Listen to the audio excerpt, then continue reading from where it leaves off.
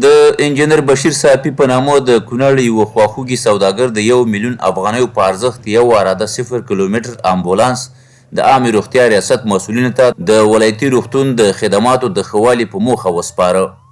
چې یو شخصي تجار دی د عامې روغتیا ریاست سره د اسداباد ولایتي روغتون دپاره د دغه یو 0 کیلومتر امبولانس چې تقریبا 10 لک افغانۍ قیمت ارزښت لري د اسداباد ولایتي روغتون سره دغه مرسته وشوه.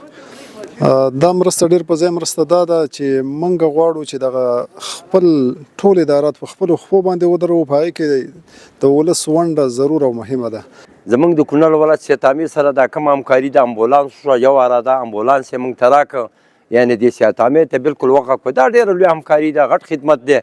په ده باندې مې غږ ډک دی او په نورو خیره مؤسسو باندې مې غږ دا دی چې آینده دپاره موږ سره د صحت په برخه کې، د دوا په برخه کې، د امبولانسونو په برخه کې زموږ د کونړ ولس مظلوم ولس دی. ولایتي مسؤلینو پر نورو بډایه خلکو هم غږ وکړ چې د خپلو ولسونو روغتیایي چوپړتیا په برخه کې ونډه واخلي. اوس دغه کوم ورور چې دا قرباني کړله یقیني دا د ستایلو وړ ده، موږ ترې ډېره زیاته مننه کوو او د الله په دربار کې ورته د نور مزید توفیق غوښتنه کوو چې الله تعالی دته نور توفیق هم ورکړي.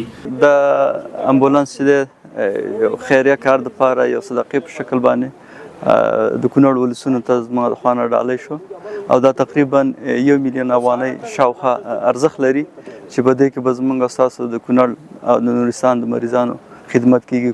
د یادولو وړ ده دا په کونړ کې لومړی ځل دی چې یو خواخوږی سوداګر د ناروغانو د ښې درملنې په برخه کې له اسداباد روغتون سره د امبولانس مرسته کوي.